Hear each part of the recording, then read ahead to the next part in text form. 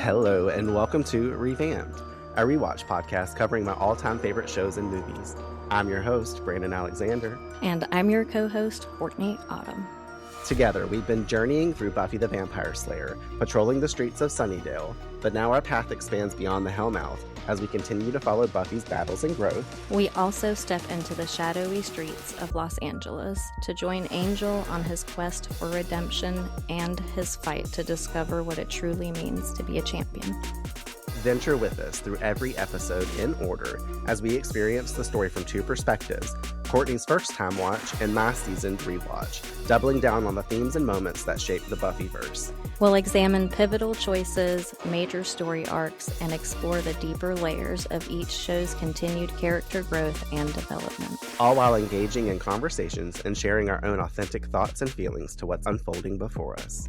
So sharpen your stakes, ready your swords, and continue to stand with us against the forces of darkness as we journey through the supernatural worlds of Buffy the Vampire Slayer and Angel. Let's get into this episode.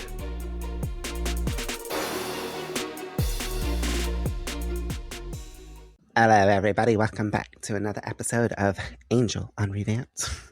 Today we're going to be covering Angel Season 1, Episode 4, I Fall to Pieces, which is basically how I feel every single time I'm around Courtney.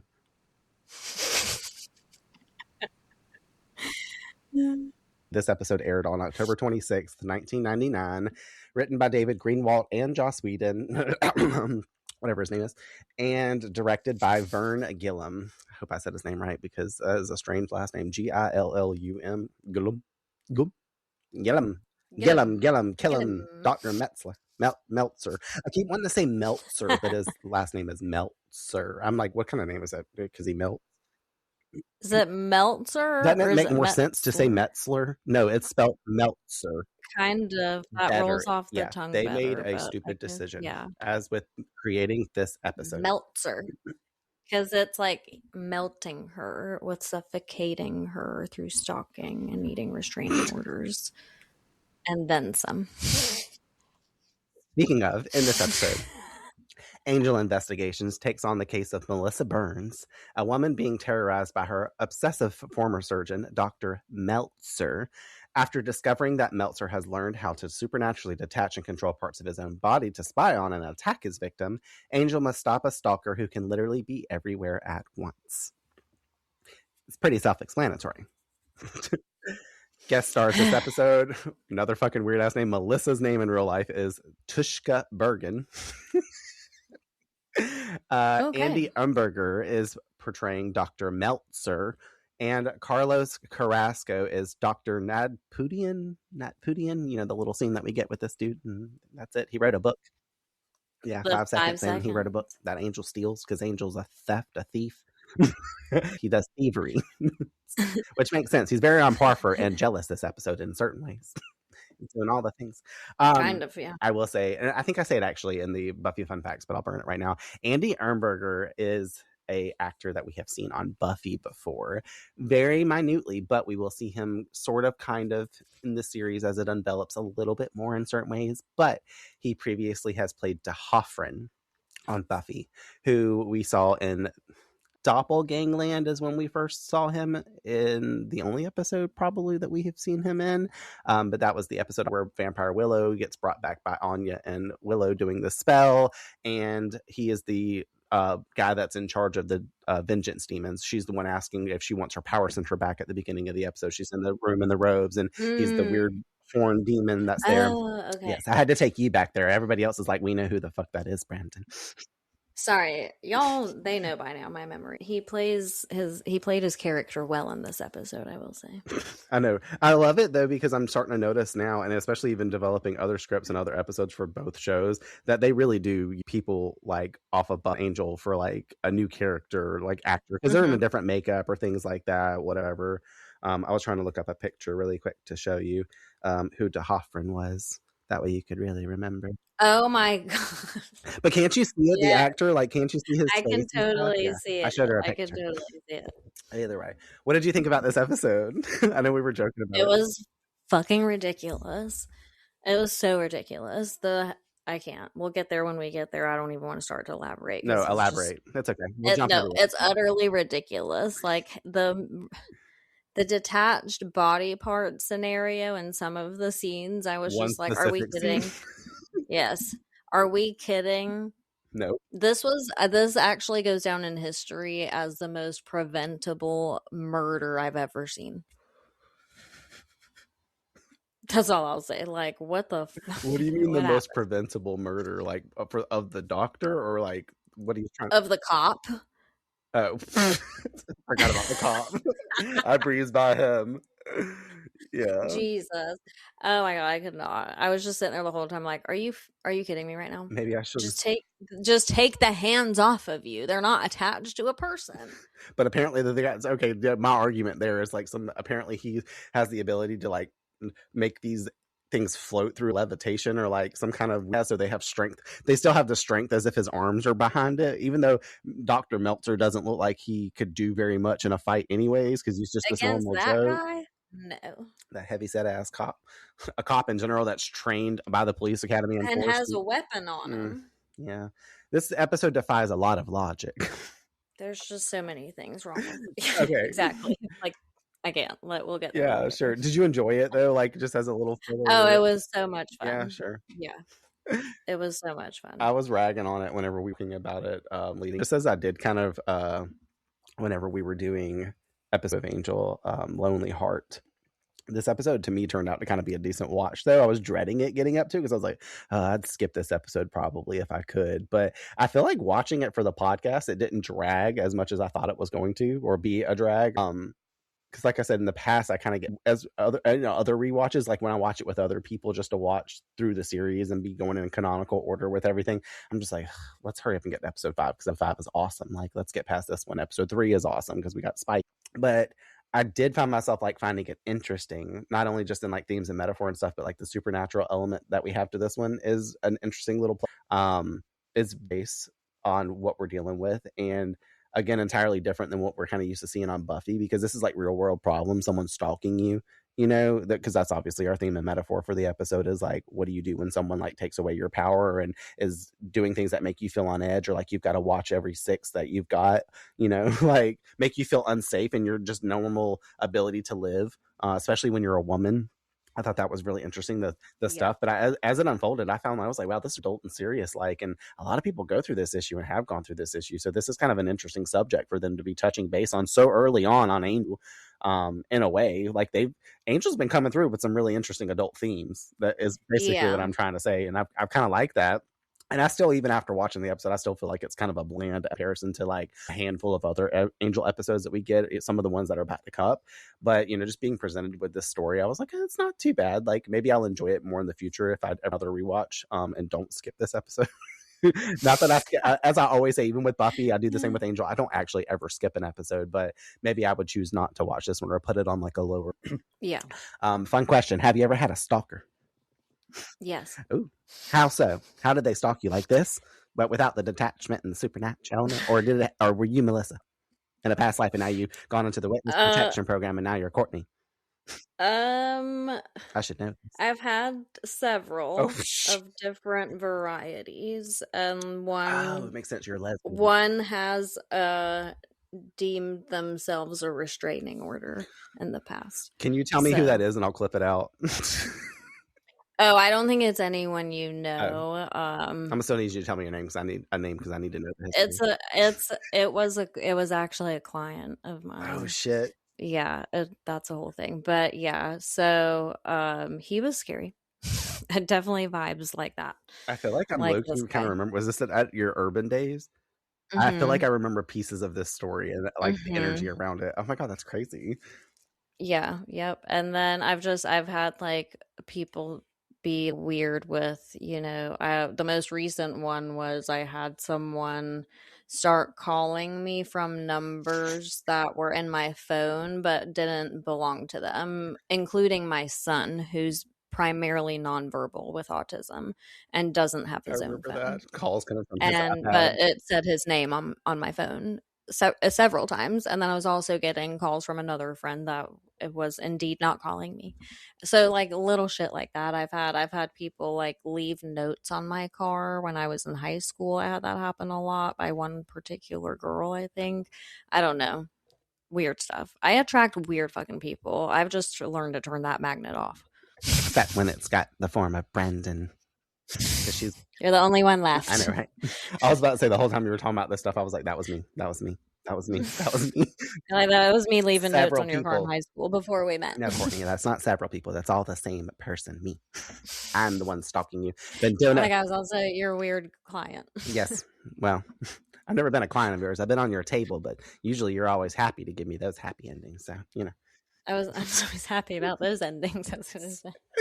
Oh God, that's crazy. I've never had a stalker. I was like, did I ever have one? I was like, I've only had to like block people For real? because they wouldn't leave me alone. Like not anybody that I can cognitively remember.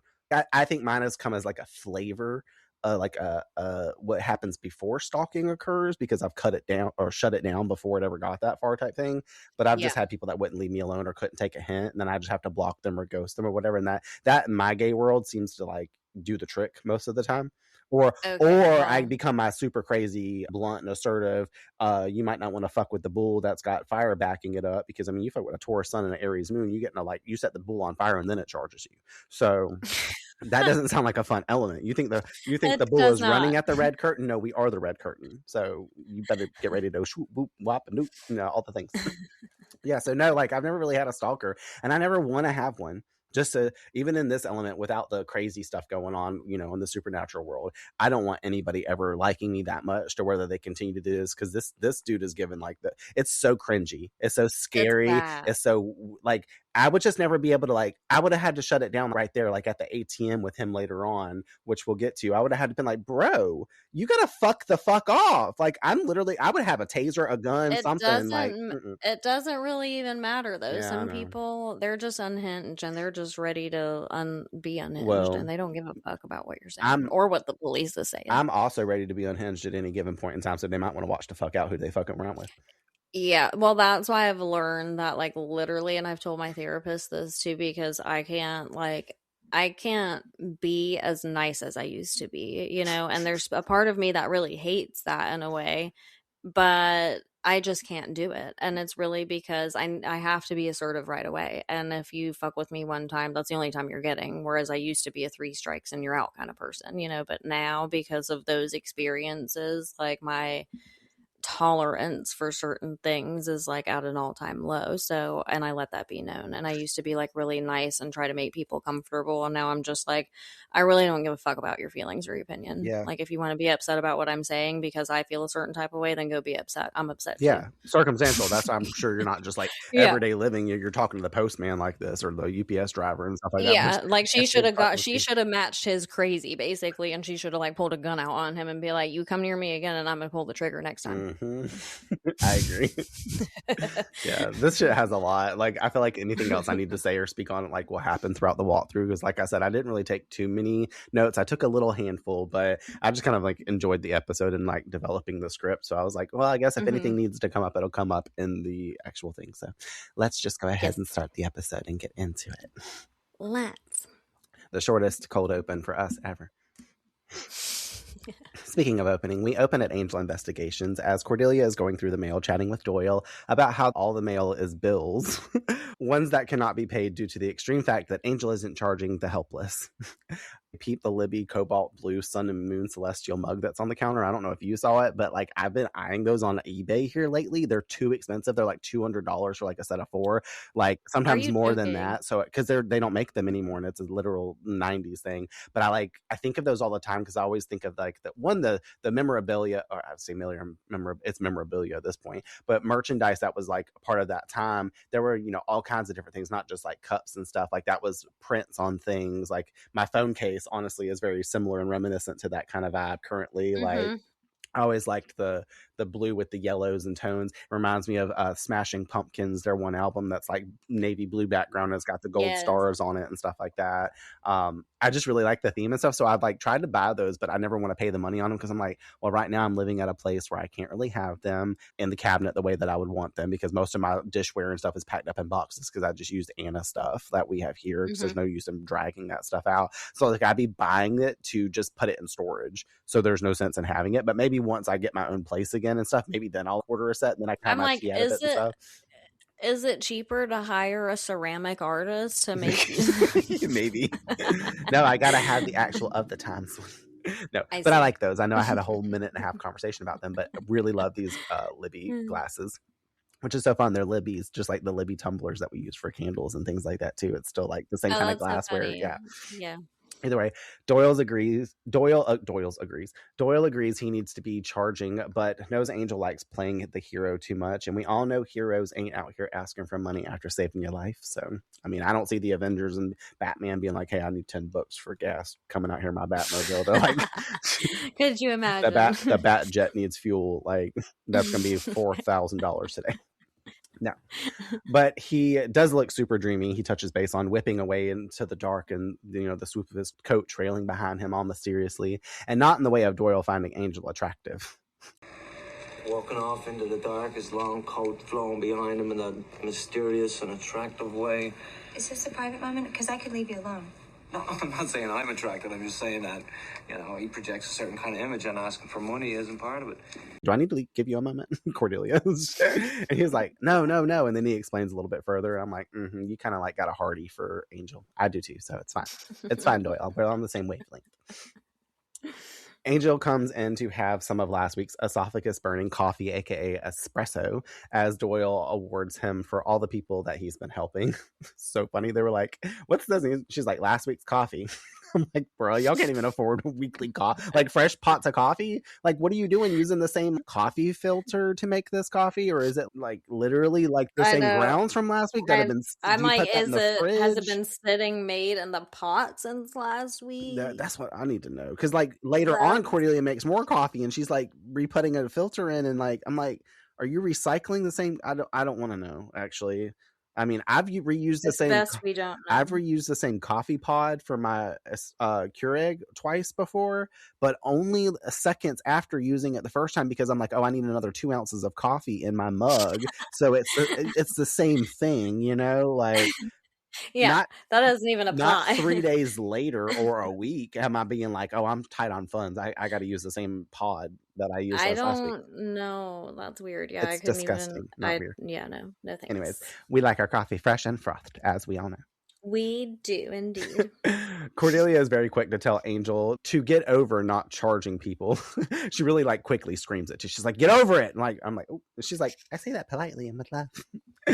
Because Angel's obviously voicing that he's not comfortable asking people for money, realizing that this is where it's all going ahead of time before they even really voice it. Because before he even comes in, they're like, we're going to be firm with him. We're going to tell him. We're going to stand up to him. And then they don't.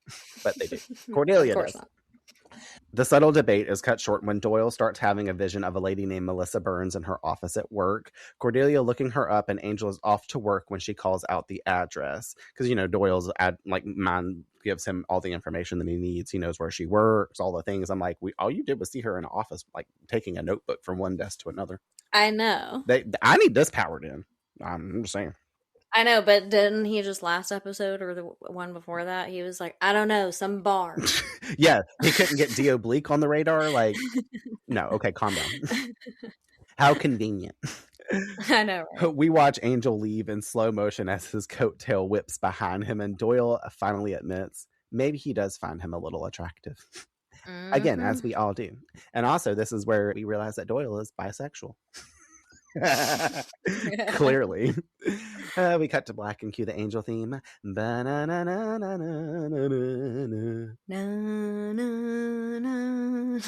Yes. I got on. I can. Coming back in, we meet Melissa in person at her job, stressing about messed up name spelling on a coworker's birthday cake, so she eats a letter. This bitch takes forever, by the way, to wipe that frosting off her fucking lip.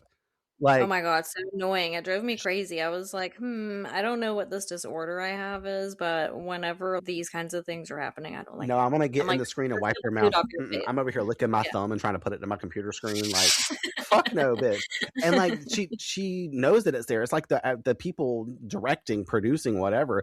They were like, hey, when you go to eat that, get a little on your lip and kind of leave it there for the realism of like you ate that really quickly and it's just all over your mouth, like acting like Xander with the And damn leave it there chocolate for whiskey. 22 minutes. Yeah, and then because the first thing when they break from that is she goes over there and wipes her mouth. Like, so you knew it was there. Like, did you feel it there during the take and they just decided to keep that take? Like, I don't really understand what happened there. I don't need to know. I'm just going to move past it.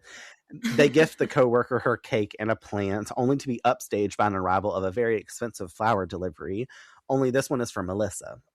Her growing on edge when she sees that the card is addressed to her from a Ronald. Grabbing some meds, she heads off to the restroom to take them and have a moment alone.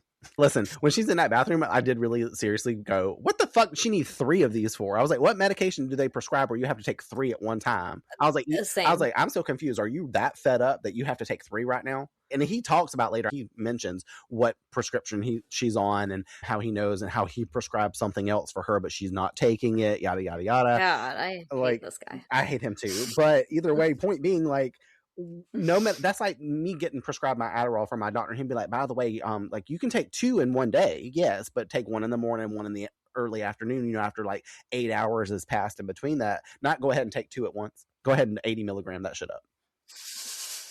I don't take 30, 40 milligrams. I don't know. It's like you said. I think she was fed up, and for a second there, I was like, "Oh, she about to go OD in the bathroom. Something. She about to put herself out completely, or at least go unconscious enough to where someone got to be like, "Hey, we got to take her to the emergency room, to the hospital," and then at least she's under the surveillance of nurses or something. I have no idea. Her psyche is becoming fucked up, basically, for her to have to take all these damn medications because she was like, "I'm prescribed 2, but I'm gonna go ahead and take the extra one because this is just extra." Whole situation I'm in. Poor Melissa. Melissa later is seen heading home from work and is approached by Angel in the parking garage, offering her a card labeling himself as private security, but her, already a bit weary, can't afford that, and he claims that to be no issue, and that puts her off a bit more. So she drives off in her vehicle, him motioning that if she needs him to call, the number is on the card. And she's like, is this a lobster? Just because, you know, that's not actually the last episode we did, but that's what I think of every time I see these cards now. Back at AI headquarters, and just so you guys know, AI here is clearly Angel Investigations, not artificial intelligence. Yes, not that. just that way we know, because as we move through the series, I'm probably going to say AI a lot instead of having to say Angel Investigations every single fucking time. I'll sometimes say it just for the fun, you know. Angel speaks to Courtney and Doyle about his worry over potentially scaring Melissa, hoping that she may respond better to Cordelia, who's not really interested unless she's getting paid. She's like, I'm not doing that. I'm like, oh, okay. Doyle agrees, telling Angel, who doesn't want to charge, that people like not feeling indebted to someone for helping them and can move on thereafter, and pressing Cordelia, her admitting how much smarter he is than he appears to be, but also how he looks like a retard.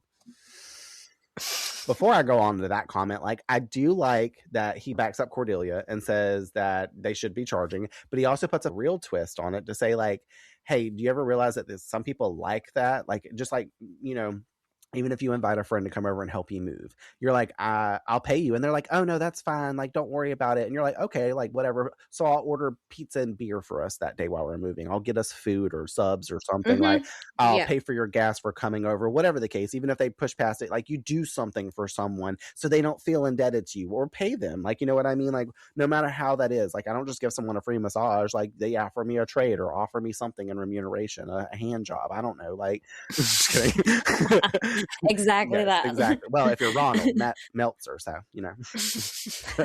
No, but like, seriously, I liked that little take on it. I was like, okay, cool. That kind of maybe puts a different perspective in Angel's mind, being granted that that option. So maybe he does start to feel better about it, which obviously takes money at the end.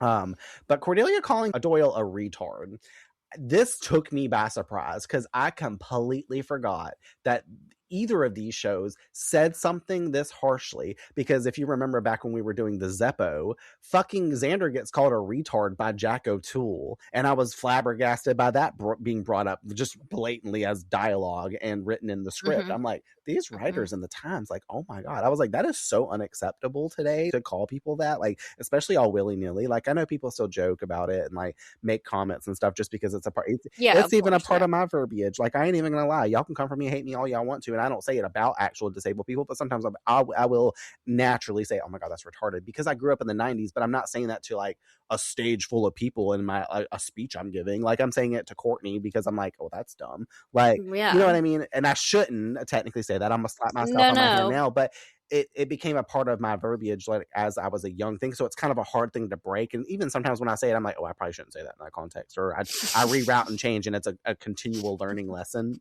even though I still do it. Yeah. I don't know. It's like saying that's gay. I get. I just don't. I don't know. Like, I guess maybe I didn't catch it at the time when we were growing up or when we were younger, because I'm sure like if they're using it, it was probably like used pretty regularly as a term back then, you know, like in this setting, like on a show or on a movie or whatever.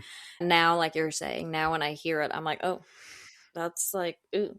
You know, I don't know. It just kind of makes you cringe a little bit. But I mean, obviously, like back then, people were like, "Oh, I get that." Like, but looking at it today through today's lens, which is so fun about watching the show all these years later, crazy. I'm just like, keep seeing that in there now. I'm like, ooh, they probably could have chose to say anything other than that. It's like trying to say something about somebody being autistic or joking about it nowadays or something in a TV show. Like no one, Gen Z would be coming for that shit hot, hot and quick.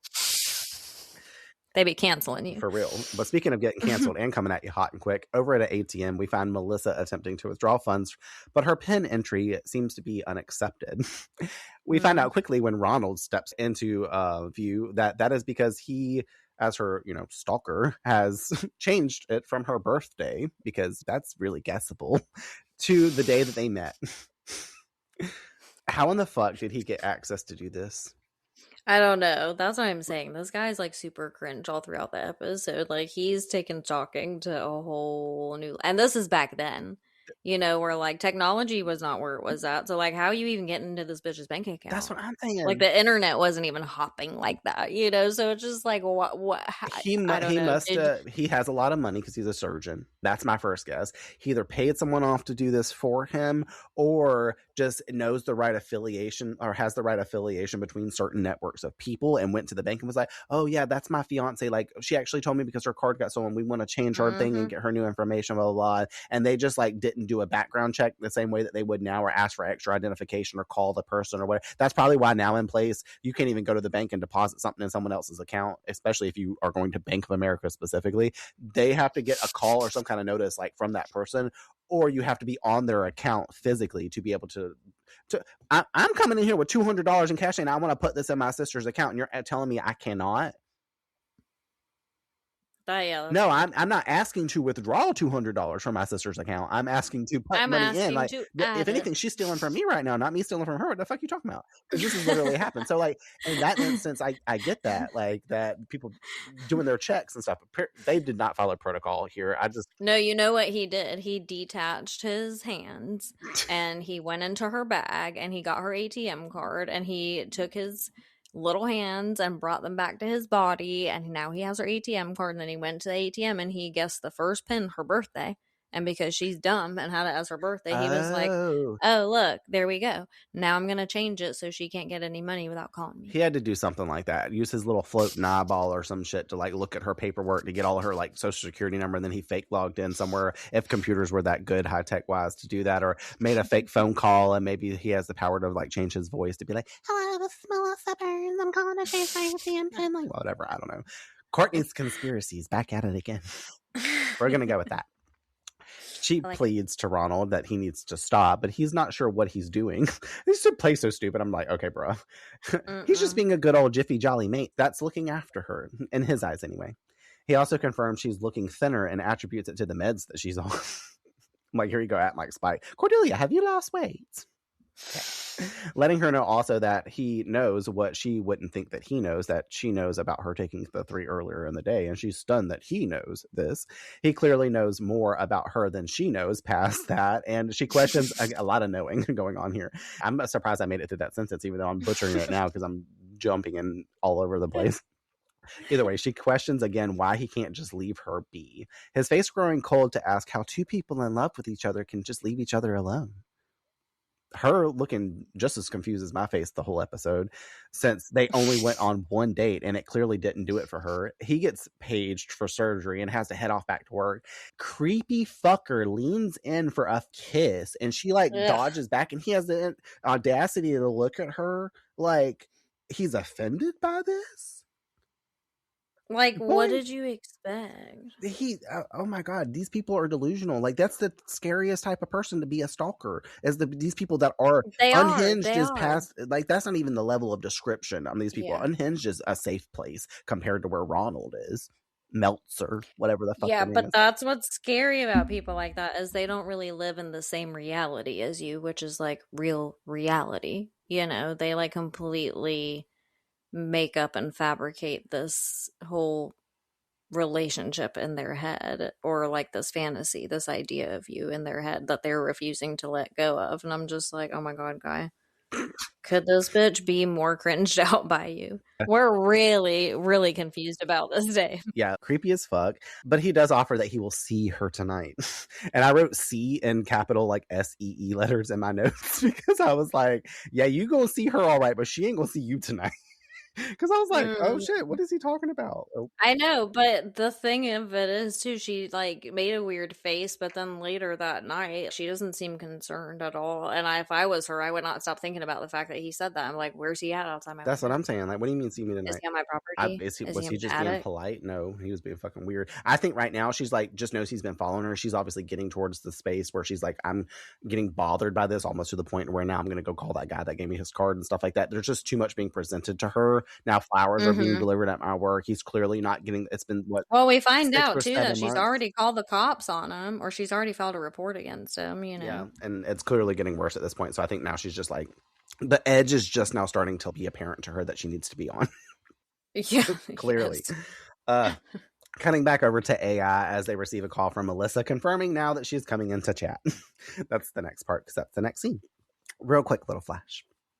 Later, we find Melissa there dishing to the trio the details of this 7-month-long issue with Dr. Ronald's. It says Seltzer in my notes because it corrected Meltzer to Seltzer, like Alka-Seltzer. Dead. I was about to make a joke that I really should make later, but the whole thing with his teeth later, which we'll talk about more then. I was like, if he's Dr. Ronald Seltzer instead of Meltzer, do you think he drops? You know how people drop their dentures in Alka-Seltzer, water, distilled? It fits both ways. It's Meltzer, not Seltzer. I hope my notes didn't do that the rest of the time. I had fun playing with it too. Sometimes I call him Dr. Ronald. Sometimes I call him the doctor. Sometimes I called her called him Dr. Meltzer. I called him Dr. Stalker. All right, that's the S I needed, not Seltzer. Stalker. Dr. Stalks a lot.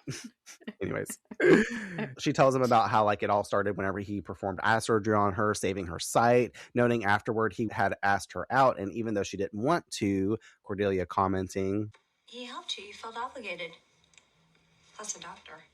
Melissa, though, agrees. After the date, he wouldn't leave her alone and started showing up everywhere she was, invading her life, claiming that they had something special and that they should get married. Okay, cool. So we went on 1 date. Now you're coming over here the next week talking about, let's get hitched. I'm like, who are you, Brandon with Courtney? No. Because I'm like that, and she's agreed. You waited a few years for that, mate. Did I, though? No, I'm just kidding. I've never asked you that. We just always joke about it. It's going to be funny when we end up married and we just have outside relationships one day. Because that'll be how it has to be. We'll have sex once a year on our anniversary. And by have sex, I mean we'll smoke a blunt and rub each other's backs. That's any time. Oh, okay. Well, cool. We're already married. Great. It's agreed. Dum, dum, da, dum, dum, dum, da, dum. Anyways, she's disengaged contact where she could help it and claims eerily that she feels like she can sense him watching her all of the time. Also noting the bathroom incident. Angel tells her that they are going to help her since she can't take much more, and Doyle moves to take her home. Of course, she has to comment on how bad their coffee was. Because she's like, it's horrible. And they're like, I know, it's whatever. And then she's like, no, I mean the coffee. I was like, damn, they're really attacking the fucking budget that these motherfuckers are on. But she also wonders how Angel knew that she needed his help, because that's very valid. She's like, by the way, how did you know? And he's like, thankfully he's quick and thinks on his feet. And he goes, oh, I have friends over at the, LAPD or the police department in general.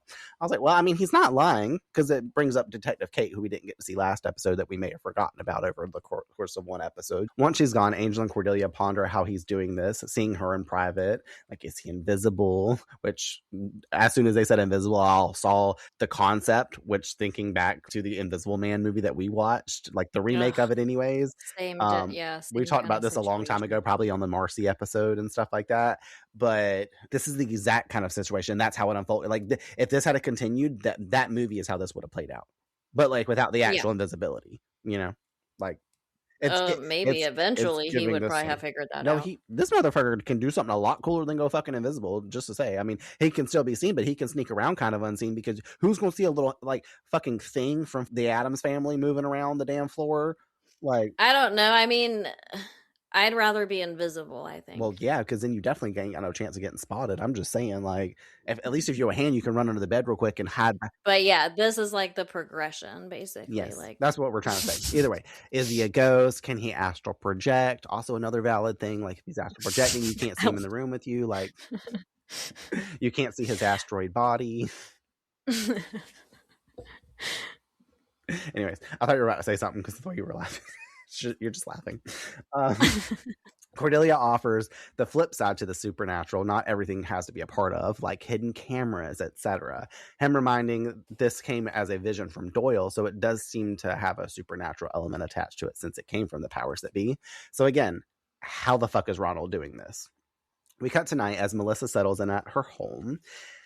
And before I even really say that, like, when he says, I'll see you later, you're probably left yourself watching the episode be like, what does he mean by that? Is he just being ominous? Is he going to come stalk her outside her windows? I mean, yes, for sure. But you're like, how is he doing this? We get this scene of how is he doing this? Well, now we're about to find out. Mm-hmm. Melissa's in her room changing her clothes for bed as we flash over to Ronald's home while he has a drink sitting in dim light in his own home. I like this because the camera's panning from behind him, like in his chair. It's all ominous and like creepy and weird. We're like, okay, he's clearly at home.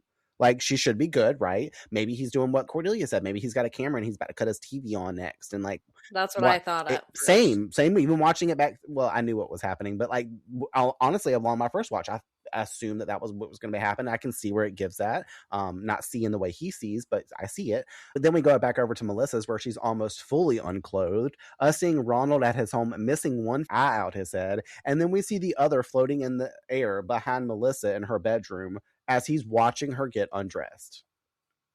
First off, I was confused because, like you said in the beginning, there's lots of like things that just aren't going to make sense with this episode as far as this shit is concerned. But the floating eye thing really got me. Like, I thought the funniest thing that we would cover as far as something weird happening is concerned is the Marcy scenario where we're getting floating objects and shit. But the floating eyeball really gave me another kind of feeling. And that's when I knew this episode was just going to go into a ridiculous place. I was like, this is either solely fixed on the eyeball, but since it's called Pieces specifically is in the title, I'm like, no, I think that this dude is gonna like dislocate every part of his body and just be walking around in different pieces or something. And there we go. Yep. But unhinged, to say the least, is this idea of an episode. I should have said it in our opening thoughts, but you pretty much, in a way, without that element being presented to you, you kind of nailed last week's Slayer Up predictions for this, or last time's predictions for this episode. Because at the end of the day, you'd said something about like, is it about like love or like? I think I was like, didn't I even say like crazy love? Yeah, like I can't remember because we know what happens on on this show. It's never just like a normal like whatever. But you were like, it has a love element to it or something. I was like, yeah, kind of, sort of. I remember saying that specifically because I was like, I mean, a little bit. And on one side, it's one-sided love, or if you want to call it that. It's not mutual. Listen though, in my notes immediately after I watched this and I saw the eye floating in the background, I wrote, it gives new meaning to it. I've got my eye on you. Something the master can't say to this because he can't be like, you got something in your eye, because this motherfucker doesn't have the eye. And then I wrote, David can't even do the wink better than this motherfucker. No one knows about the David wink or what that means, but it's contextual to me and Courtney. It's an inside joke. And then I wrote, okay, I'm done. I was like, but seriously, like, what the hell? As soon as I saw the eye floating, I remembered everything that was to come of it, even though I knew he could detach himself. I feel like I remembered more about the hands than anything on previous rewatches, but I was like, this motherfucker needs to be carted off to jail immediately. This is wrong on so many other levels. Like, just like taking away someone's autonomy, their space, their like privacy in general. Like, this is fucking wild. Like, you would think this guy's like a master hacker, is getting into her bank account, seeing how much fun she's got, you know, got a camera on her somewhere, has rigged her fucking office at work to have a bathroom camera installed so he can see where she's going at all times.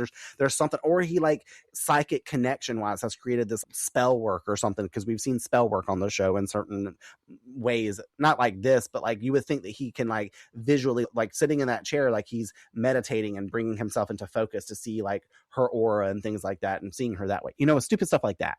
No. I know. I was like, did he like somehow put a camera in her eyeball when he did the surgery so he can see everything she sees? Like, I even went as far as to think that, because that seemed more reasonable than what's actually going on. So I'm just like, what? That's some fucking creepy ass shit. But like, as soon as like it came down to her getting undressed and stuff, I was just like, nope, you need to go to jail or be killed immediately, because that's just not cute. Like, we don't do that to nobody. That is, I cannot agree, obviously. Agreed. Yeah. Like, totally. I would love, like, it's given Xander Harris season 1 of Buffy, trying to look in the little mirror to see Buffy changing. Like, nope. The next day over at LAPD, Angel arrives to speak with Detective Kate. Her sensing his uncomfortable looking posture, realizes he's there for not so date like qualities and needs a favor. This bitch all trying to bring back 2 episodes talking about, you're not here to ask me on a date, are you? I'm assuming you might need something else. I'm like, bitch, get off of it. I know he's hot, but he does not want to date you. You need to calm down. You need to take your ass back to 𝐷𝑰𝑬𝑪𝑬𝑺 and hang out and go find another guy, so another guy can walk up to you and be like, don't you just hate to come in places like this? Either way. He then begins to tell her about his client being stalked, cutting us over to Melissa's work while she walks with Doyle, who is there hanging out, keeping an eye on her, not the same way that Dr. Ronald Meltzer is keeping an eye on her, but, you know, a just in case issue. Her pleased with this, because he's like, I can be out of sight, out of mind. Not the same way as Marcy, but, you know, I'm just going to keep making my little in-between jokes.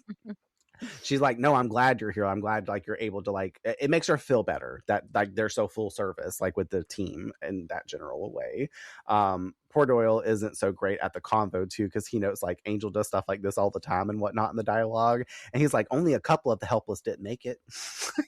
And she looks at him, she's like, wait, what? Like, people have died that he's helped? Like, hold on, I could die? It just makes her like, I don't know, that's not what you want to tell like somebody, and you can clearly tell that Doyle hasn't done this type of work before. To like, I don't know, I guess Doyle is probably a better choice than putting Cordelia over here hanging out with this girl, because she's super blunt and tactless anyway. She'd probably have said this and delivered it way worse off than this. I feel like her and Doyle match up though to this kind of energy, because they would both be kind of saying the wrong thing and not actually comforting somebody, like accidentally. It makes sense. Either way, it deviates past her alarmness, and at that comment to chat about the picture on her desk, like of her skydiving. I don't know if she's skydiving or if she's doing like base jumping, or not really base jumping. What do they call it? Whenever bungee jumping. That's what it said. Yeah. It looked like a skydiving photo, but I guess it was bungee diving, because he made a comment about she'll be ready to jump off cliffs again before she knows it, or something like that. Either way, she claims that she used to be a lot of fun before all of this began. And I really like this moment, because we need to get invested in Melissa as a character, and the fact that people can resonate with this over her experience and saying like, I've changed this much in 7 months. Like, I used to be so fun, the type of person that would love adrenaline seeking and doing fun things that liberated me. But now I'm so hindered in my life that I can't even do fun things anymore. I come to work because I'm at a safe space here. I travel to work is fine because I'm around people, or I'm in my own private car, whatever. This guy hasn't attacked me yet, so I feel safe enough to get to and from work. At work, I'm around coworkers, and I know I'm in a safe space there. And then I travel straight home and stay there. She's like, on the weekends, I don't fucking leave my house. Essentially, like, you would start to put that together in your head, and you're like, damn, I feel bad for this girl, which kind of brings you, like I said, in connection to this character, versus it being a character that we know we're never going to see on the show again, and us being like, I don't care about Melissa. Like, it pulls you. That's what good writing and a show is supposed to do. It's supposed to pull you into this character and make you care about them, and that's what this moment did for me specifically. For sure. We cut back over to LAPD, and Kate has dug up some info for Angel about a police report that Melissa filed a couple months back and how the doctor denied any of the alleged actions, and also how his legal team made a huge fuss over it defending him. One that Kate is displeased with, scoffing the name Wolfram and Hart. I like this moment. She's like, you heard of it? And he's like, I'm a little familiar. Like, we haven't seen anything from Wolfram and Hart, but it lets us know that, like, oh, that's who his defensive attorneys were. No wonder he got off and he's been, like, getting through scotch-free with this. You know what I mean? Because he's got the money to back them up, and they probably also know that he's got this supernatural element on par because they probably source out people to go see his ass. Like, it's a whole thing. But it lets us know that Wolfram and Hart's still a little bit of something going on. They're saying that they reversed the restraining order back on Melissa, which is kind of fucked up. Also to show like what kind of strings that they can pull. Like, who the fuck how would you feel if the person you were talking about earlier that you put a restraining order, you got a message from the cops saying actually they put one on you? You're like, wait, what? I mean, as a woman, I think that, like, if you have any experience in this kind of situation, you almost anticipate at some point, like, either something backfiring or nothing happening, you know, because generally speaking, nothing happens. And I was lucky in the regard that, like, a restraining order was enough to make him stop, you know, but I think it had more to do with, like, the job that he has because he can't afford to have that kind of shit. So it's like, you got to stop, you know what I mean? Yeah. Or you're gonna like ruin your career, kind of thing. But she clearly cares about it in some way, shape, or form because of the comment he makes to Angel later. But yeah, I mean, this guy wasn't a surgeon by any means, but you see that happen a lot where, like, the more money someone has, the more power they have in a situation, and they can turn the tables on you real quick. And if you don't have as many resources to kind of like fight them back the same way, then you end up looking like the person who's problematic. Mhm. And then forevermore, all of your cries for help go ignored Yep. because you look like the crazy bitch in the situation. And that's often what these guys do, is they'll make the woman look crazy because we're the emotional ones, you know, and we're literally crying for help. Like, okay, but I have no privacy. I have no room to breathe. Like, I can't do anything. I can't sleep, you know, like I can't do anything. And so it's like when you have all of that going on, you already feel so helpless. So when someone's really forcefully doubling down on that and making shit even worse for you, and all of that is one person, it is often that you see women just kind of surrender in a way. You know, they either surrender or they have to like go fucking move so far away and hope to God that like they can't be traced wherever Yeah, they witness are, you protection know, that program, all kind the of stuff. things. Yeah. Or Yeah. that's created a whole Or new go other. live like on a farm, you know, Which is still upsetting and sucky because you're living out of that's fear. bad. Like you've had your power stripped away from you, which leads us into the next scene too, and like some stuff I have to say about that. Like Kate's saying that there is still no record of violence from the doctor. Angel adding yet, confirming he thinks that he's about ready to start. And Kate offers to post a cop outside Melissa's home, telling Angel he better get his girl ready and riled up because that's the only way that she's going to be able to fight Ronald. Angel retorting, he's usually the one that does the fighting, but Kate means that differently. That's why she hired me. That's not what I mean. This guy could go to jail tomorrow, Angel, and still kill her in her dreams every night. And I've put a few of these creeps away, and the hardest thing is knowing that he's still winning. She's still afraid. He took this girl's power away, and nobody can get it back for her but her. What she says is so powerful. The one statement about like nobody can take her power back but her, I'm like, yes. I was like, this is where I really started liking the episode, whenever Kate's scene came into it. And I was like, oh shit, I like what you're putting out there, because, you know, Angel's making his little comments like, I usually do the fighting. She's like, no, I mean, like, for the girl, like, this woman needs to stand up and take her power back because this guy stripped her. And like backing like what you just said, like moving to another place and stuff, you've still lost your power. If you've had to move and change your identity and do all this other stuff, you're probably still out there living in fear.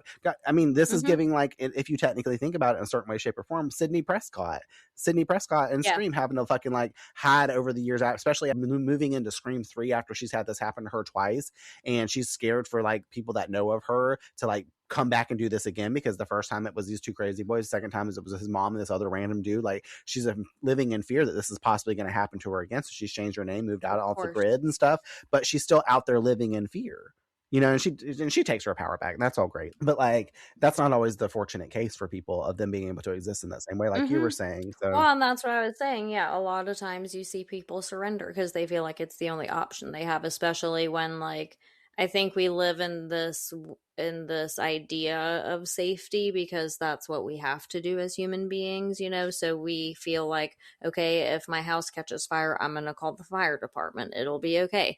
If someone's trying to murder me, I'm going to call 911 and the police will come and I'll be okay. You know, if someone's stalking me, I'm going to report them and then I'll be okay. Those things don't happen. Yeah. You know, so it's like when you realize that's actually the reality, it makes you not just scared of your situation but scared of any part of your future, because your cushy little comfort got stripped away from you because you realize you have to fight for every fucking thing, including being able to live not in fear. You know, so she is right with what she's saying. You do have to get mad, but a lot of women don't even feel like that's an option when they don't even have like the safety of calling the cops Yeah. in the palm of their hand. Like it removes a lot of the confidence that you need to be in Melissa's position and say, okay, well, I'll match your crazy and I'm going to get you to fuck all the way off. And I'm not changing shit. You know what I mean? Like, I'm going to go to work tomorrow and smile. I'm going to go to bed tonight. I'm going to eat my dinner and you're not going to be there. Ronald said, nope. Yeah, no, for real. Yeah, like all of that, like I like how it's flowing too, and like our insight into it and stuff like that. Even though like myself, I said I hadn't really had that. I feel like the episode is like hitting all those stops for me to understand what somebody would be going through and like what needs to occur, what happens to occur in these types of situations, even through your insight and stuff like that. I'm like, damn, I didn't even think about some of these perspectives. It's just kind of like a hearsay thing because I've never physically experienced it myself. It's crazy. We next find Angel nosing through Ronald's doctor's office, gaining entry into his personal office, nosing around, seeing pictures of Melissa on his desk, continuing through hearing in a side room the doctor with a patient claiming that he's a miracle worker. Like, okay, yeah, you about to be next on his radar. Angel looks through his books, finding one with a note inscribed from someone named Vin, telling Ronald, thanks for having the, in quotations, nerve to believe. I'm like, the fuck? He's interrupted when Ronald comes in asking why he's in his office, and Angel is very quick, because, you know, he's Detective Angel, he's undercover, to come up with a story and fake name, all in the same suite, claiming that his barging in with no appointment is because his wife is, you know, got a tumor behind her eye or some shit like that and needs to be operated on or she'll die because it's pressing on her frontal lobe, blah, blah, blah. Like, he whips out some shit like he's a fucking scientist himself. I'm like, okay, Angel, like, what the fuck? Where's this any other time? And he also tells Dr. Meltzer that, like, he's been told that he can do things that others cannot. He refuses based on moral claims of losing his license and such, even though he has no morality elsewhere in life. And Angel uses Melissa's picture to convince him, using it as leverage to connect with him and how they would do anything for the one that they love, offering he will pay anything and for the doctor to think it over before he exits. I like this about Angel. Like I said, he quick thinks of this on it, but he hits all these points. Just him finding like the book with this, the comment like, do you have the nerve to do something like that? And like the other comments that he makes like with him, he's playing on the fact of what he knows informatively about this doctor already to like twist it to like it's kind of fucked up because he already has the insight like that the doctor doesn't know that he knows. So it was a fun way to do it, and I was just like, oh, like it leaves the doctor thinking, even though he kind of says no at the end. But like him seeing the picture of Melissa, knowing that Melissa's this person that's getting stalked, but he's like, I'm gonna pick this up and be like, who's this girl? Like, she mean a lot to you? Like, clearly he knows that she means way more than a lot. I don't know. It was done so well. I know it's all just within that, but even the acting and stuff, I'm just like, David, you are wilding out right now. Over at a hospital, we found Cordelia sitting with a nurse, chatting her up about the doctor. The nurse giving her info on his orthopedic days. You know, the word Cordy can't pronounce, etc. Or etc., not etc. Shit, I'm dumb. Like pronounce etc. because she mumbles and goes etc. I'm like, you can't say orthopedic, Cordelia. Come on, girl. Either way, his preocular work and how he developed nerve and blood vessel accelerants is talked about, finding a way around the time it takes for detached bodies to atrophy before being reattached. That was like his case of study before he practices what he does now. Cordy questions if he ever seemed like a creep, and the nurse is put off by this being basically relevant to the article. She's like, how is this like, what? I thought you said you were writing an article on this doctor. Like, why would you ask me a question like that? I'm like, because if I'm writing an article about someone, I'm not just here to gas them up. Maybe I'm here to take them down.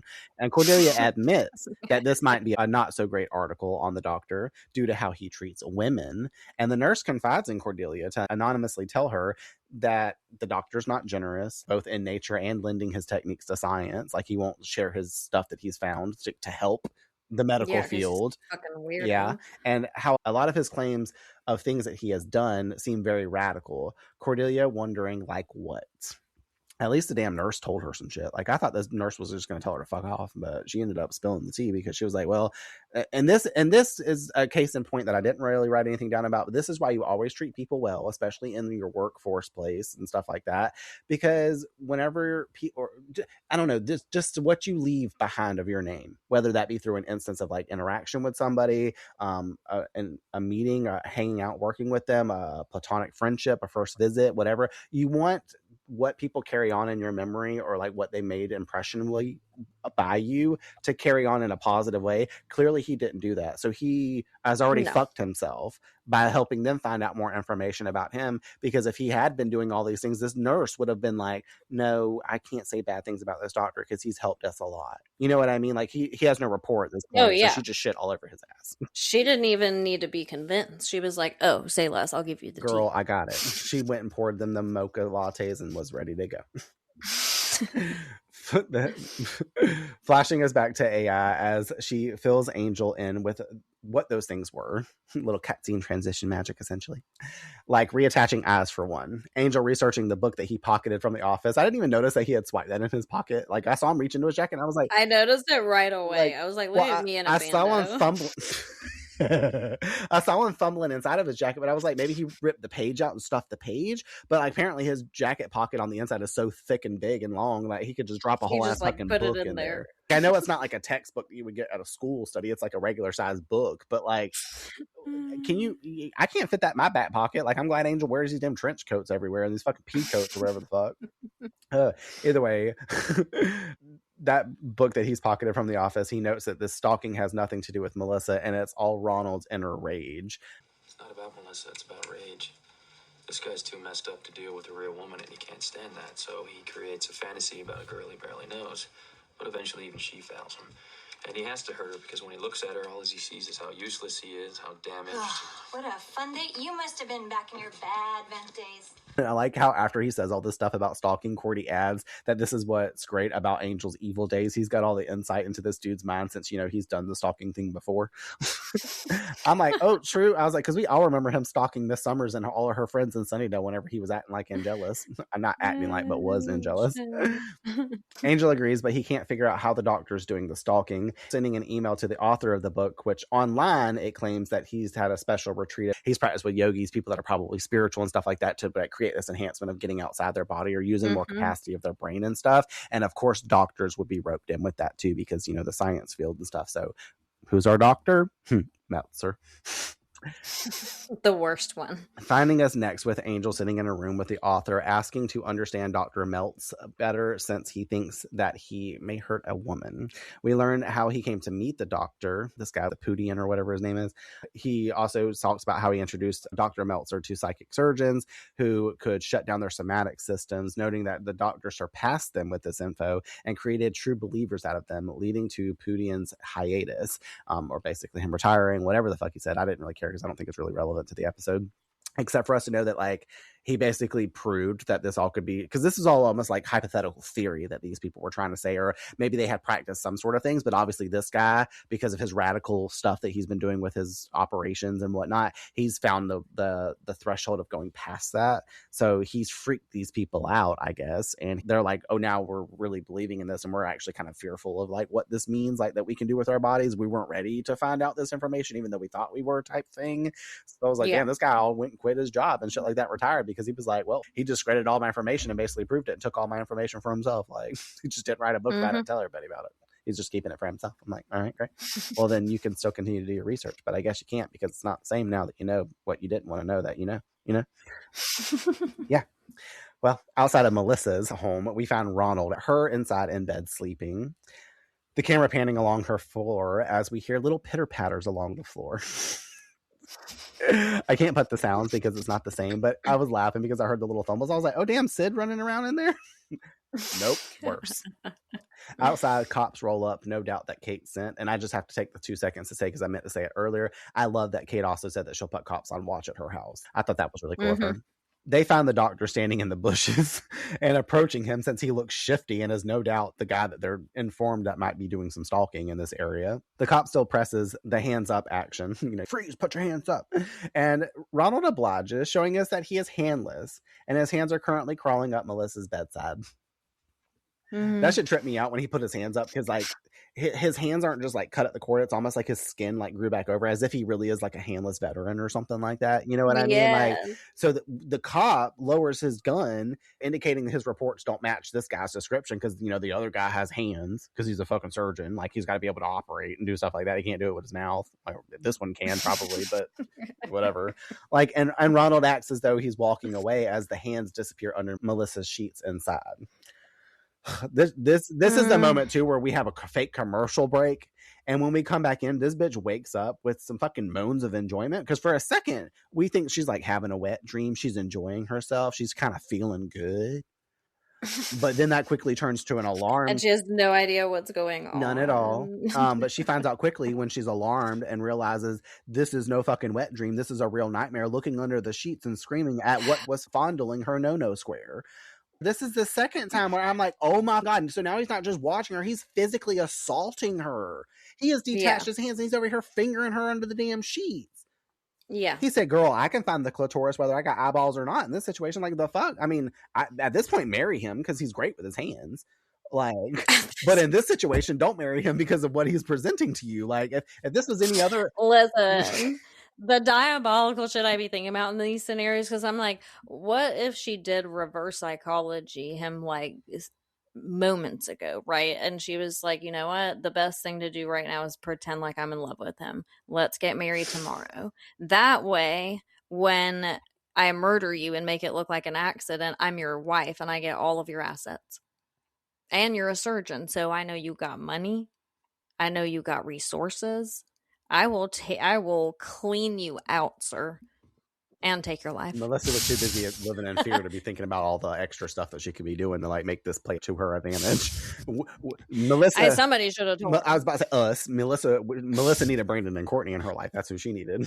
Let's get her as a guest on Revamped. If you're in a similar situation right now, do as we said. Yes, as Melissa. Do as Courtney said. Don't do as I said. Do as I said. Make sure that life insurance has your name on it. I'm here to back her up. And also check out her backside, I don't know. You got to remove your eyeball first. I got you. I'm actually there already watching you. I'm actually watching on camera right now, and I'm not even really... You're like, the eyeball's right there behind you. I'm crazy.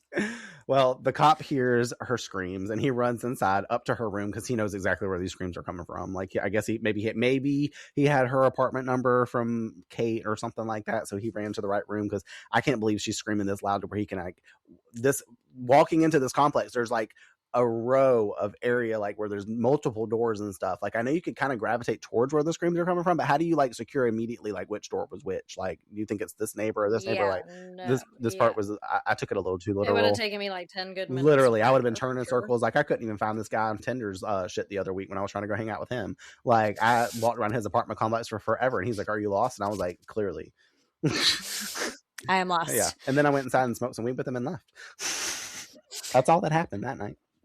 Anyways, I was terrified that night and going and meeting somebody random I had only just talked to and stuff like that online. I could have ended up like Melissa. You're brave. Anyways, I'm like, should I cut this out or not? We'll see. Melissa runs out of the building and right into Angel out in the courtyard. Oh, no, hold up. Sorry, I got to get back to this part because your favorite part's coming up. When the cop makes it into her room, he checks around because she's like, he's in there, it's in there, whatever the fuck's in there. And he goes in there looking around and she's like, I found nothing in there. Only the hands then find him from behind and start to choke him out. AKA Courtney's favorite part. Like, they're just floating, like, he's like acting all dramatic. He's slinging himself into damn walls and stuff. So let me tell you though, for the actor's standpoint, they say we're going to attach these hands to you and you're going to have to throw yourself up to the back of the wall and like sling yourself around the room and stuff. Listen, Meredith was watching this episode with me and she was getting so annoyed and she was like, just pull the fucking hands off of you, pull them off. She was like, what is happening? This is ridiculous. And I was like, I know, it really is. It's kind of enraging how ridiculous it is. I'm like, they're just hands. Literally. Not to Melissa, not to all of us. They're not just hands; they're assault weapons. in this way, and sexual, and battery charges. Yeah, literally. Anyways, Melissa runs out of the building and right into Angel out in the courtyard, telling him about the detached hands, crying to Angel to not leave her alone, hugging on to him. And unfortunately for the both of these two, Dr. Meltzer, seeing this exchange from behind the complex's gate, he's looking pretty pissed as his hands crawl back to him and reattach. I thought that scene was actually really cool where it crawled up his leg and then like got back. I was like, I didn't write his name down because obviously for guest stars, it really didn't matter truly. But you know how like on the Wednesday TV show and just like in the movies for the Addams Family, there was like a specific guy that did hand work to be Thing. There was a special actor that did the hand moments in the bed, and like anytime that his hands were on the like body and stuff like that. Oh, Those weren't really? actually the actor playing Dr. Meltzer. It was like a side character doing like whatever you want to call that kind of work. They told him his hands were not good enough. They were like, literally, no. they're like, we need your nails to be filed a little bit more, and you have like more accuracy in this, and like I have to be able to do this. Like, I don't know, it's a special skill, so that's pretty cool. But I also like the little bit of CGI we saw as it like backed up to his arm and stuff. I'm like, okay, so that's how he attaches and reattaches. I got it. Later, Kate and the cops work the scene of the crime. Kate confused at how the doctor's doing this and how they have no proof. Angel demanding, well, it's definitely him. He's like, I can't tell you how, but I know. But she argues security cameras show no Ronald on the premise, only the officer at her home, and no suspicious activity. So this kind of sucks. This is how the guy backed up all his shit earlier. He's out of sight, out of mind, truly. Yeah. She's wondering who this guy is, Houdini, and Angel retorts something like that. Yeah, well, yeah. And not Houdini, it's Houdini. She gets called away, and he and Doyle discuss the doctor, Doyle rightfully having the Wiggins over the situation. Doyle physically notes, like, at least it was just his hands down there. And I'm like, can you imagine if he detached his dick and sent it up there? Like his whole fucking groin, and it was just like pumping into her and shit. Like, I'm just like, oh my God. I was like, this is next level for me, this whole scene. Like, nope. I thought the eyeball was bad up until we got to this point because I remembered this part, but I didn't remember the eyeball. I was like, oh shit. It's been a while since I've watched this episode too, and I've definitely seen this episode way less than I've seen a lot of the other Angel episodes upon my rewatches and shit. I have not returned to this one as many times. This is so there's a reason. It's just awful. I feel so bad for Melissa and what she's going through. This is nasty, and this guy once again needs to be carted off to jail immediately. Yeah. They all agree. Doyle wondering how they are going to stop the doctor. Angel recommends locking his detached parts up since they can only go for so long, like stay alive for so long. But for now, they will just continue to protect Melissa. Back at Angel's, Melissa is there with them, sitting in Angel's down below home, while Courtney and Doyle tape up every entry point and secure the home to the best of their ability. Melissa, irritated that this is her life, admits that she's done crying and tired of being afraid. Angel reminding her that she doesn't have to be. She survived all of this, and Ronald's the one becoming unhinged. I like how he physically uses the word unhinged, and we've been saying that a lot. Unhinged from her not being able to control her. She's still standing and is the strong one. Angel heads upstairs with Courtney, her expressing worry about him taking care of the doctor. Angel looking up where to find steel boxes this time of night, for packing up people parts, as Cordelia likes to point out. I do like, once again, like in this little scene, just like we were seeing last episode with the girl that was fiending or jonesing for what's his face, Lenny, like how he gives her like some good advice and being like, no, like again, like he's kind of almost like regurgitating what Kate was telling him, like you need to be prepared to stand up, and you are the strong one. You've overcome this long, like you don't need to feel like you're at your wits end. The stuff you're saying now, like you feel done with fucking crying, you feel done with being afraid. You need to envelop that further, is basically what he's saying, which is great advice. The phone rings on a special line, and Cordelia answers with Angel's alias for business operations. Okay. Now, who are we again? Johnson International Holdings? Jensen. Good. Got it. Jensen. Now, does that sound like an international? Cordelia. Jensen International Holdings. How may I direct your call? Please hold. Tim. I'm like, oh my God, okay, now he's got her acting quick. That's perfect. He gets on the call. The doctor voices that he has had a change in mind on operating on Angel's pretend wife. Then he doesn't know that he knows about being fake and sets the stage for the surgery, asking for money. Angel claiming that he'll bring it to his office tonight because he just has $100,000 chilling. Agreeing to meet him there. That shit was killing me because I was like, damn. I was like, so now this is about to like flip back on Angel in a bad way because Angel's over here faking out the doctor earlier. And now the doctor's over here faking Angel out because he done seen and knows stuff. Like, I It was so fucked up. know. But this doctor's kind of like being smart about what he's doing, like, which is Yeah, but makes you him, hate it. yeah, You hate it. literally, but it Yeah. makes him 10 times more scary because of this ability. Like, they didn't even know he was out there and shit like that. Like, Yeah, I will say for like an episode to be like kind of as ridiculous as it is, I was shocked that they like even took it as far as they did with like Angel's risk to safety and all those things. Because I was like, damn, they're taking this kind of far, you know. You expect the doctor to get a leg up on the situation, but for him to like do what he did, you're like, oh shit, don't oh my god, okay. don't you mean a leg off in the situation? Like, come on, Courtney, come on. Later, we find Angel arriving with a big box to the doctor's office, one that's not full of money, which rightly the doctor calls out. He's like, "What? You brought a big box? Like, he didn't need all that money, blah blah blah." Except he like claims Angel like is somebody that he already knows about because he reads Angel for Filth about how he knows what he didn't think he knows about his lies before. Shooting Angel in the throat with an injector he developed that's a powerful paralytic. Going on a tangent about how Melissa was his everything and how he did everything for her. Noting he's doing this because he saw the two together. So now he's angry with her, posing to put a stop to him and now her, claiming that she would have been a beautiful bride, which is so eerie because I'm like, oh, you're going to go kill her now. Cool. Head off with the scalpel. Like a scalpel? That's what you're going to slice her neck up? What the fuck is this? Like, I know. I was like, what is this for? He thinks he's cool. I'm like, that tiny ass little weapon, like Buffy over here talking about in the first episode of Buffy, talking about I had to kill this one vampire with a little X-Acto knife, which essentially is a scalpel. No, like it made me think in my head, I was like, that's like not cool to get killed with. I mean, like the coolest thing I can think in comparison that's about that size is when what's her face at the beginning, Tiffany at the beginning of Bride of Chucky, Jennifer Tilly's character, kills the cop that she's trying to get the Chucky doll from with a fucking nail file, like slits his throat with it. That's like the same thing. That's like, what were you bringing a nail file to the? I mean, it was cool because we saw her filing her nails with it, so it's a cool scene and a cool murder weapon. But at the same time, I'm like, you're taking a scalpel. You're a doctor that's probably got fucking like saws and bone things and like all this other shit, but you can't even go into the kitchen that's probably in your office and grab a knife. I know, don't you? right? You probably got money. You definitely have to have a gun somewhere, right? Like, I'm not, bro. I mean, I'm not trying to get her killed in multiple other ways. I'm just saying, like, the scalpel did not make sense to me. Nothing makes sense here. Yeah, well, he intends to end her with that, and he walks out as Angel passes out on the floor. Damn, I was like, Angel getting killed right now. He's like, it's gonna stop your heart. It's gonna make you pass out. Blah blah blah. So and I'm like, okay, yeah, sure. Well, you don't know what you don't know later. So y'all are just playing this like we don't know about each other game. But it's gonna all come full circle.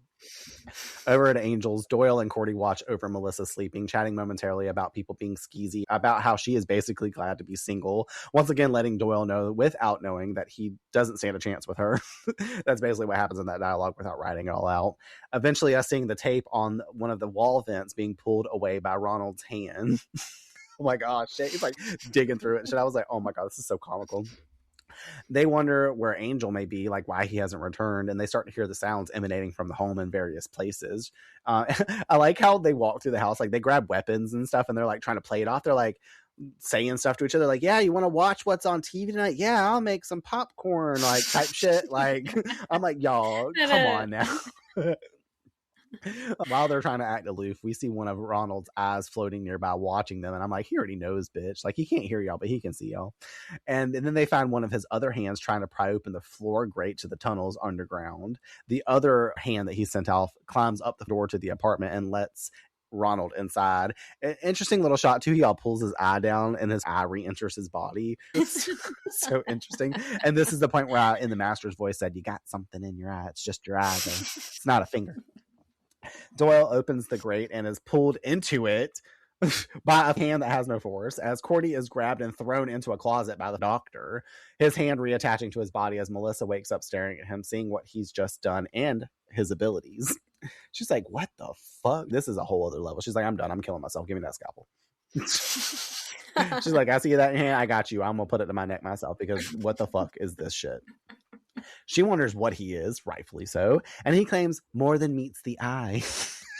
LOL. In my notes it says LOL. Okay, cheesy ass. I'm kind of here for it though. I love it because that's exactly what he says. I'm like, oh my god, we just watched him put his eye back in his head. It's been floating around, blah blah blah. But then he pulls out his scalpel blade, hating on her for taking advantage of his kindness and choosing an LA pretty boy over him. Bruh, projecting much. Like, this is all lies and bullshit, deceit and deception in your own fucking head. Like, no. He corners her, noting that she disappointed him, and she lets loose on him, telling him that he's only disappointed in himself. I think you gave up on being loved a long time ago, and now you're just another creep who gets off on pain. Oh, don't try any assumption. I think you know I'd be crazy to want to touch you, to wake up next to little pieces of whatever you are. Shut up. You turned yourself into a freak, Ronald. A vile, repulsive freak, and I am done being afraid of you. You can cut me, and you can kill me. It still won't change what you are. Angel's right. You're weak. I'm weak? And how is it I killed him? She goes off on eating his ass up. This is the point where we go, ooh, she ate. And she ends that statement with like how he is weak. He's mad. His skin beginning to like, I guess, boil or wiggle from the inside. Like, I don't know what was going on there. I don't understand what this has to do with anything. This is actually going to lead into like my last statement for the episode, but I'm confused by what's going on here. I'm just confused. We're going to talk about it in a second though. He wonders if he's so weak, then how did he kill Angel? But he didn't, as Angel appears from behind him, snarking how he did so inefficiently. Because, you know, vampire. He realizes Angel must not be human. No, he's a vampire, duh. And runs off, hoping to delay Angel from getting to him by sending his teeth out his mouth to dig into Angel's arm. When he did this shit, girl, I had forgotten about this, and I said LOL in my notes, okay. Because he just like goes bleh, and like spits his teeth out, and they fly across the room and dig into Angel's arm. And I'm like, oh my fucking god! Oh my god! But then Angel turns right directly towards the wall and smashes his arm into the wall and breaks the teeth into bits. And I was like, oh! And you see him grab his mouth in pain. I'm all covering my mouth. I'm like, no, people aren't going to be able to hear me on the mic if I cover my mouth. But like, you can tell that hurt. Angel stabs the damn hand and then breaks it away. Ronald telling Melissa that they could have been so happy as his ear drops off. Angel hollering out his name and knocking his head clean off his shoulders with a kick. Holding Melissa, telling her that everything is fine now. This is the part where I'm like, okay, so Angel just one straight up killed a human being. Let's not forget. Well, not at all, because what? That's the ending statement. But is he a human being? Because not really. Yes, he is. He just has his ability to do something, but he's still a person. Like, I was like, what the fuck? This is where I need to I need to know this. Was he like decomposing at this point? Like, he didn't have his body parts attached anymore, like his teeth and stuff. But even when he was fully attached, he was starting to wiggle and ripple and do weird shit with Melissa telling him these things about himself, like almost if his system was becoming irregulated or something. I don't really understand. Like, I need to know what's happening here because like his ear drops off. We get what just occurred. Angel smashes his teeth up and stuff like that. Like, he seemed to be fine throughout the course of the earlier parts of the episode. Whenever he would reattach himself and be in normal form, he was living his life. He was doing surgery, still doing all this stuff. You know what I mean? So like, he's been doing this for a while. What's changed right now to where? Is it the fact that she was like offending him or something? I don't know it, but how does that make sense? Like, this death thing just doesn't make sense, or what was happening to him. Because if that's the case, like, if she had told him this months ago, would he have just like melted to nothing? Is that why his last name is Meltzer? I don't get what was going on with this. Is it psychosomatic because of the hold he has on his brain? Maybe because he's detached himself so many times. Maybe that's what makes it make sense, is because like he's losing his ability to go there in his mind to have this capacity to do all these things now. So now his body was probably just going to fall to pieces, you know, pun on the play of the name of the episode. Like, he was going to physically fall to pieces when she stood up to him. Like, I guess that's what was going to happen, because after Angel, his head just rolls off the shoulder, whether Angel is a vampire with extra force and kicked it off or not. Like, it seemed like it was about to roll off his shoulders anyways. Yeah. I don't know. It's confusing, that's right? Weird, though. Exactly. But that's kind of like, but that is what makes me question, was he actually like human? I mean, obviously he couldn't have been actually human, because we can't actually detach our body parts like that. But I don't know. Like, that seems like the mental break of it all is making you have a physical effect, which would, that seems like more of a supernatural response to what's happening. Exactly. And like, to me, I guess, like, if you think about it, and like us being body workers and stuff, somatic response can be really strong. And because he has a mental connection to her, and she's disheveling his mindset on what he thought was occurring and all this other stuff, and taking her power back and taking away from him the power that he had over her and stuff like that, it just probably made him break the connection that he's been having to keep himself like assembled in a certain way. And like, now he's just basically going to die because, like I said, a physiological effect more than anything stalking because he's now the supernatural being versus being like the human that he probably started out as before he became like Yeah, a collected, I higher guess minded, so. conscious person. Yeah. Like state of consciousness, not like conscious as like he has one, because clearly he does not. Anyways, second part to that, I was like, okay, so is Angel not about to get charged with a murder? Is Detective Kate going to write this off since she was involved in some way and knew that this guy was stalking her? Like, how do we justify this? I don't really need an answer. I'm just saying, like, Angel still killed a guy. Yeah, I Like, know, that's how a are they good going to clean up question. this mess? No, we're just going to move on to the next episode. All right, we're going to leave that there and we're going to get into the final scene.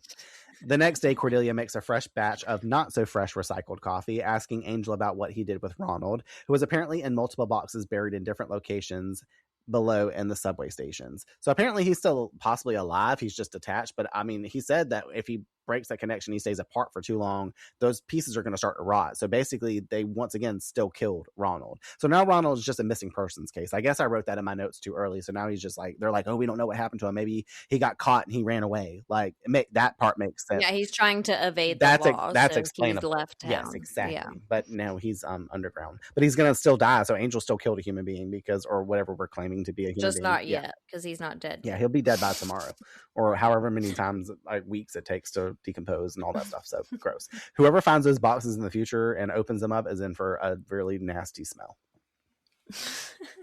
Melissa comes in bringing Angel Investigations a plant for their space. She's like, thank you so much for doing this for me. Here's a plant. And Cordelia's like, we want some coffee? And she's like, no. She's like, I refuse that. Under the guise of needing to be there only momentarily, though, because she's like, oh, let me be nice. She's like, I don't want your shit coffee, but actually no, it's just because I gotta leave soon, like I can't stay. She's like, thank God I do not need another fucking coffee, that nasty ass fucking coffee. She's like, I know that is not Seattle's best. Either way, she's there long enough to truly thank them and of course drop off a check, aka payment, after Angel awkwardly requests it. Thankfully that was already her plan, so you and Doyle, Cordelia, can shut the fuck with your background coughs because they're back there. I'm like, okay. Cordelia is very quick to grab that shit. I will say she jumps in front of Angel and takes that paper from her real fucking quick. Melissa tells him that he earned it, even if he didn't want it, and politely relays hopes of never having to see him again. He wishes her luck as she leaves. Courtney and Doyle head out to deposit the check because, you know, Cordelia's like, I got to cash this. She's like, we got to go shopping. We got to do all the things. I'm like, Cordelia, that's Angel's money. Technically, he can give you a cut of it. But, you know, Cordelia's going to be like, oh, yeah, she wrote it for like $700. And it was really like $1,400. And Cordelia pocketed it. She's embezzling the money now, trying to act like her. No, Angel knows that he banks with Bank of America. So when Cordy gets there to deposit money in his account, they're going to say no. Courtney, that was the best. I love you for that. That's awesome. That's fucking great. I love a good callback, and you just did that perfectly. She's commenting how if Doyle has another vision, that can make them more money. Angel lingers behind so he can stay not up in flames from sunlight. We fade to black, and here endeth the episode. Oh my God. Crazy, crazy, crazy. Themes and metaphor, which I actually really liked about this episode. I Fall to Pieces turns the supernatural into a metaphor for the psychological reality of stalking. Ronald Meltzer literally disassembles his body so he can watch Melissa everywhere she goes, and the horror comes from the fact that this exaggerates something very real. Victims of stalking often feel like they are constantly being watched, even when the person is not physically present, and the floating eye and crawling hands turn that emotional experience into something physical and grotesque. The episode is basically saying that obsession strips away a person's humanity piece by piece until all that's left is control and possession. I love that. Meltzer also represents the danger of entitlement disguised as love. He believes that because he saved Melissa's life through surgery, she owes him access to her life thereafterward. In his mind, the relationship already exists. When she rejects him, he treats it like a betrayal instead of a boundary, and the fact that his body literally comes apart reflects the instability of that mindset. He sees himself as brilliant and powerful, but the more he tries to control Melissa, the more he falls apart physically and emotionally. Melissa's arc flips that dynamic, and early in the episode, she is trapped in fear and constantly looking over her shoulder. By the end, she stops reacting to Meltzer and confronts him directly. When she calls him out for what he really is, a man who gave up on love and hides behind control, his body begins to break down even further. Her refusal to be afraid becomes the moment where his power collapses. The monster in the story feeds on fear, and once that fear is gone, so is the illusion of his control. This also fits into Angel's larger theme in season 1 about helping people reclaim agency over their lives. Angel can fight the monster, but he cannot fix the emotional damage Melissa carries from being stalked, What he can do is give her the chance to take her power back for herself. By the end, she walks away from the experience stronger, while the man who tried to possess her quite literally falls to pieces. So accurate. But like, once again, I'm seeing this as a big theme for this season because, you know, Angel's supposed to help the helpless, but he's already helped a few different people, like, which we're really happy about. So we're seeing that's happening. Some Angel fun facts. This one you might love. This is not the first time that Cordelia finds herself locked in a basement or a place down below, while her companion and her have to duct tape the floor to prevent pieces of a bad guy from crawling underneath it. In the Buffy episode, What's My Line Part 1, Cordelia and Xander barricade themselves in the Summers home from Bugman 𝐒𝐞𝐚𝐬𝐬 Norman Fester by taping the thing so his little worms can't come in from under the door. I was like, oh shit, it gave that. So I was like, oh shit. I saw it on the Buffy little Wikipedia site, and I was like, oh shit. I was like, this is not the first time Cordelia's had to duct tape thing from body parts getting in and shit, but the last time it was worms. The episode shares its name from the song I Fall to Pieces, which was also featured in Buffy the Vampire Slayer episode Prophecy Girl, whenever she was looking at herself in the mirror in her little white gown before she went to die. We already talked about Andy Armberger being D'Hoffryn over on Buffy. My last fun fact before I have one goof is Cordelia asks what is about Melissa that's got him going all OJ on her, obviously referring once again to the famous football star accused murderer OJ Simpson, which I was like, I remember them making a comment over on Buffy about OJ, but then, which was actually in the I Only Have Eyes for You episode with the ghost Grace and James, I'm pretty sure anyways. And now they're doing it over on this show. I was like, damn, I was like, this OJ shit was hot in the 90s. The goof that I'm going to leave you on is at the end of the scene where Angel and Cordelia talk about Dr. Napudian and his book. During a shot of the book, Cordelia is seen holding it open and her nails are painted, but in the rest of the episode in general, she doesn't have nail polish on at all. So I'm assuming just like the other actor, that wasn't Cordelia's hands on the book. All right, let's get into our final slays and get the fuck out of here. Final slays. Final slays. I fall to pieces for the final slays. I don't. I'm still attached. Attached to my love for Courtney, who I will marry, who I will live happily ever after with and kiss. I'll just attach my lips and send them to Colombia. Actually, they're right there on your shoulder, mate. If you just look down at your right shoulder, they're right there. Because she has a tattoo of lips on her. They're my lips, you guys. Well, anyways, what are your quotes for this episode? I loved Angel where he was going down the list of possibilities for what this guy could be doing. And he said, maybe he can astral project. And I was like, let's hope not. But even worse.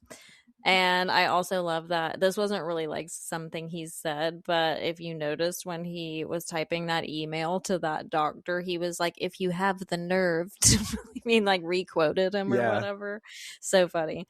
And then Doyle, when he was talking about the doctor starting to kill, and he said he'll kill anything that stands between him and his possession. And then he's like, don't we stand between him and his possession?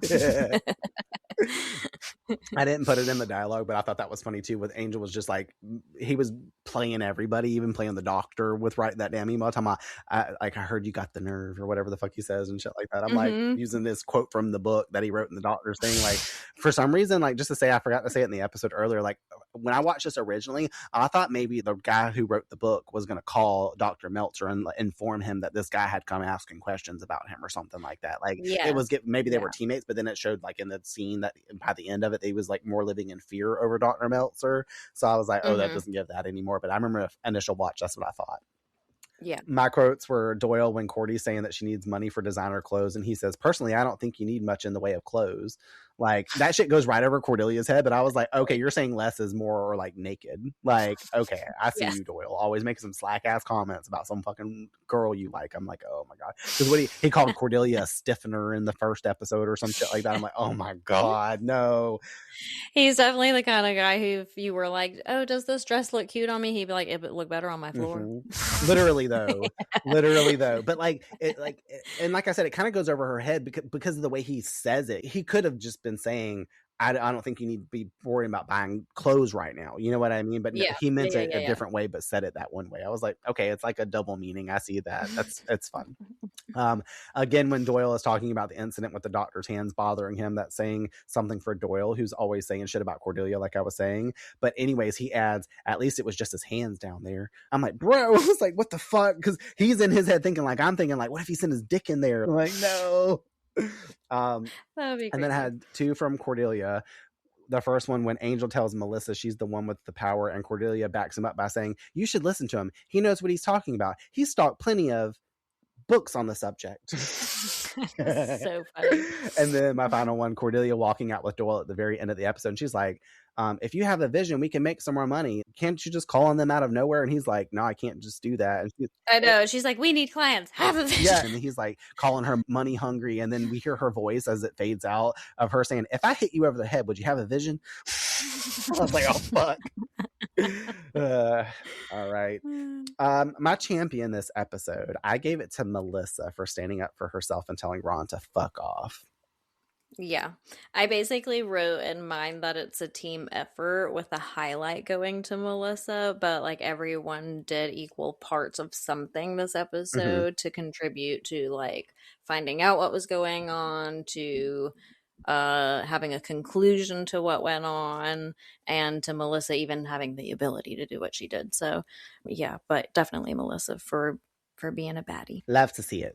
What we don't like to see is what gives us the fucking Wiggins. Ronald clearly has to be the Wiggins, like as a person, like being a fucking weirdo, doing all this basically like rapey acts on Melissa is what I wrote in my notes. And like the moment with his teeth, though, specifically when Angel slams into the wall, like that made me grab my mouth when it happened. So that's like my actual Wiggins for the episode, other than Ronald's like nastiness the whole episode.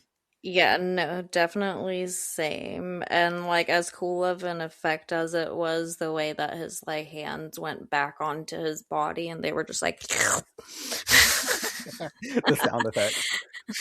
I was like, no thanks. So that's the weekly wigs for me, but more so just him in general as a person or whatever he may be. Well, he in boxes hanging out now, so what's slayed for you this episode? Where when Angel comes back at the end and they're like, you killed Angel, and he slams the door open. He's like, inefficiently. It was giving, can I speak to the manager? And then you turn around, I am the manager. Exactly that. Exactly. Mine was, like I voiced earlier, Kate sending the cops to watch Melissa's house and trusting Angel with helping her, because she didn't have to do that. And also it goes back to show that her trust has opened up a little bit, because she had trust issues whenever we first met her in Lonely Heart. And most cops also wouldn't tell a vigilante to continue to be involved, or they would deter them from like getting involved in stuff that when they're not an enforcement agent. But she, like I said, has developed some trust in Angel. So I thought that slayed overall for Kate. For sure. All right. I like Kate. Layret predictions. The next episode of Angel, episode 5, is entitled Room with a View. And it's spelled very strangely. You'll probably see it differently on Hulu, but we'll talk about it next episode. But it's spelled RM space W/A space VU. There's a reason, but it's Room with a View. Oh, well, that just confused me more. It's a play on words. I don't know. Are we going somewhere? Yep. Okay. We're going somewhere. We're going somewhere with a view, obviously. But better views than we have been seeing. But probably not a good view. No, it's a good view in theory. I'll give you this so that way it can help branch this out a little bit. This episode is Cordelia centric and helps to further her story along on Angel and who she used to be in the past. Oh. Is view like a double meaning? Like, are we looking back into her past? No. Okay. It's just like about where, like, they're setting her up who she's going to be on Angel versus who she was on Buffy, but also mixing the two together to say she's still kind of the same, I guess, in a way. Okay. But think about it, Room with a View. So she's the one that's going somewhere. Okay. In a lot of ways. Room with a View. Okay, so now I'm getting, is she getting an opportunity of some sort? Yes. And now she's like in a nice fancy place. Yes. And obviously something terrible happens. Yes. The undertone of terrible is always there. Yes. And she isn't realizing it because she's getting all the things that she thinks are great. Yes. Literally, though. Did you already watch the episode? No, I'm just kidding. I didn't. No, but this is, you said Cordelia, and this is like in her personality chart. So yeah. All right. Well, good job, mate. You're going to watch this episode. You're going to be like, whatever. Maybe we should watch that one together too because it's fun. All right. Great. Now that we've disassembled and reassembled this episode, we can officially move on from it and towards the rest of this season. Super excited about a few of the upcoming episodes and can't wait to get to them. But for now, let us know how you guys feel about this one. Is it skip worthy in your eyes? Do you like the themes and metaphors presented to us? Do you also love the arc of a woman taking back her power? Give us your opinions on everything, all the things. We'll meet you back here next week to talk about how beer is bad with Robbie. So until then, get your drinking glasses ready and be prepared for what I'm sure is about to be a fun episode, even if you hate it. Catch you all next time. Oh, that didn't go so badly. See, you can save the damsel and make decent money. Is this a great country or what? Hey, let's march down to the bank right now and deposit this beauty. You guys go on. I think I'll stay here and not burst into flames. All right, you're pretty much the night deposit guy. Well, still, cause to celebrate. You think everything's a cause to celebrate. We need more of these. We'll have more soon enough. Well, we need them now. Have a vision. I just can't perform in demand. We need the clients. Have a vision. That money's corrupted you. If I hit you in the head, would you have a vision? Thanks for tuning into this episode of Angel on Revamped. Be sure to join us next week for a new episode release as we continue the fight for redemption.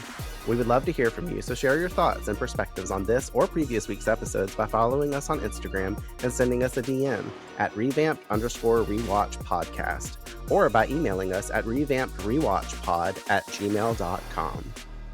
And if you're interested in A World Left Behind, check out my show, Echoes of Elsewhere, an urban exploration podcast where I uncover the hidden mysteries of forgotten places, interview other explorers, and share with you my tips and tricks of the trade. Subscribe and listen wherever you get your podcasts. Until next time, remember, if nothing we do matters, then all that matters is what we do.